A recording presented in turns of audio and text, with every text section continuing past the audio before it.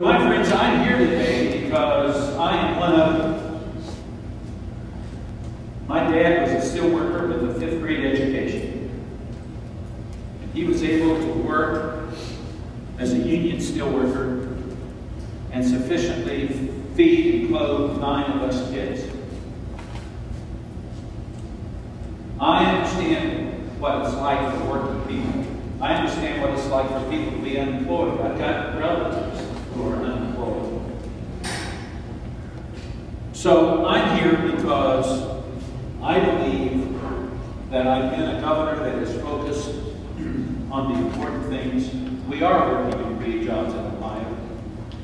We are working to invest in our kids and in education. You know, Ohio is the only state in America that froze tuition for 2 years. That's important to anyone who's trying to send a son or daughter or help a grandchild go to college. We've done more than any state in America to hold down the cost of college. More than any of the other states, I believe. We've invested in education. We've invested in job training. We've tried to make sure that as people are dealing with this terrible recession, that we don't take our eyes off what we need to do to have future growth and development.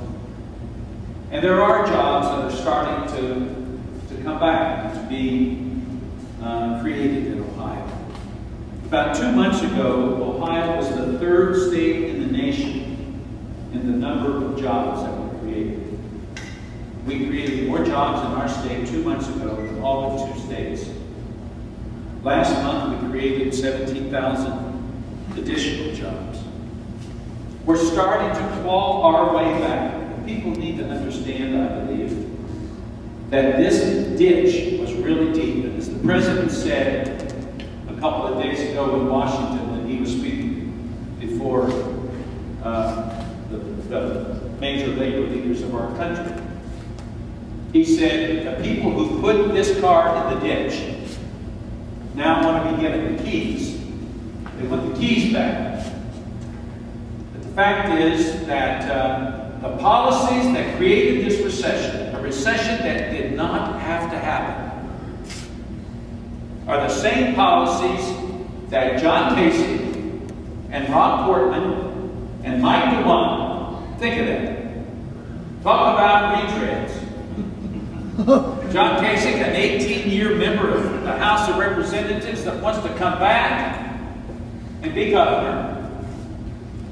Mike DeWine, a senator that Ohioans rejected when they put Sherrod Brown in that office, wants to come back and be the Attorney General. And Rob Portman, who was not only a former congressman, but he was also George Bush's trade representative. And then he became George Bush's budget director. They want to come back and do more of what they've already done to get this country in the condition that it's been in over the last few years. They have no new ideas. No new ideas. All they want to do is support tax cuts for the richest people in America, to support Wall Streeters who want to outsource our jobs, to place the tax burden increasingly on the backs of working people. You know, I've cut taxes since I've been governor. If you're a senior citizen, do you have any senior citizens in here besides me? If you're a senior citizen and you own a home, you got a tax cut, a property tax cut in my first budget. A property tax cut that averages about $400 a year. We've reduced the income tax since I've been governor. But we're trying to give tax relief that's important to people who work for a living and not just people who manage their money. So my friends, that's why I'm here today. This is an important area of Ohio. This is an area that's been hit hard. Many of you and your friends and neighbors who've been hit hard by this recession. Outsourcing has probably affected this region of Ohio more than perhaps any other part of our state. You've seen the consequences of having a trade policy and of having the kind of values that lead to the trade policies that we've seen. And it's time that we start putting Ohio and Americans first. And it's time we take care of the working middle class. And it's time we reject the policies of John Casey and Rob Workman and Mike Klein and all the others who can only do one thing. They can only say no. They can only say no. They have no ideas, no new ideas. I haven't heard a new idea from any of these guys over the last several months. All they want to do is take us back to the Bush economic policies that brought this recession on us in the first place. And so I need your help. Lee Fisher needs your help. Richard Cordray needs your help. All of our candidates really need your help. And so I see my friend, Fred Strayhorn over there. Fred needs your help. I mean, people love Fred. He's gone to hand no doubt, but he still needs your help. So that's why I'm here, friends. This is an important time, and early voting starts in Ohio in 52 days. 52 days. I think it's 52. 52 days. People can start voting. On November the 2nd is election day.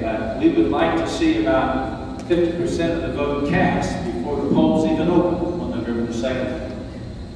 And so I appreciate the fact that you have been my friend and you've supported me in the past. I can tell you, I've done everything that I've known to do to support you. Because I know what life is like for you, because that's the way life is like for my family and my loved ones as well.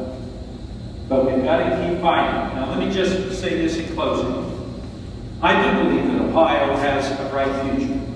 I believe that we're going to come out of this recession, and if we make the right decisions, Ohio will become a prosperous state, because we have everything it takes in Ohio to be economically successful. We've got the supply chain, we've got the workforce, we've got the educational institutions, we've got the infrastructure, we've got the natural resources, we've got the location, we've got everything that it takes to be successful. And so,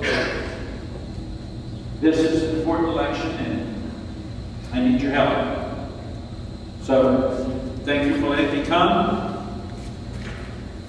In the next few weeks, a lot of decisions are going to be made. And I need people like this gentleman here, who will be willing to stand up and shake if necessary.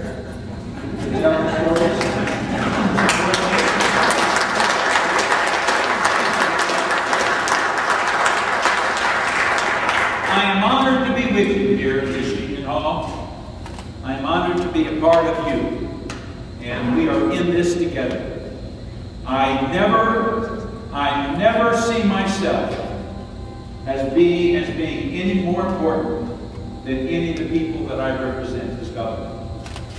And I honor you for your commitment to the community, for your commitment to your union.